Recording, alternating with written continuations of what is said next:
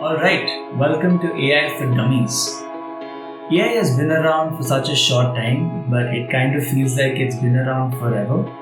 I've been using AI to do about 80% of my thinking, and AI is awesome. I think going forward, there are going to be two different kinds of people.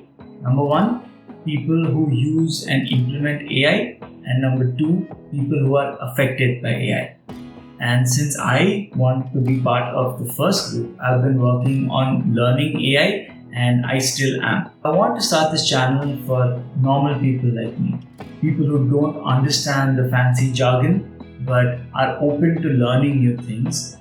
Mostly people who are slightly afraid of technology and code and still want to know the chance that AI can better our lives. I've been using AI every day to do a whole host of things, all the way from planning trips, summarizing books and videos, helping me think as a therapist sometimes, helping me build my resume, and even working out.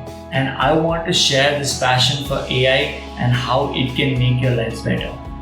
If this is something that you are interested in, then please feel free to join me on this journey.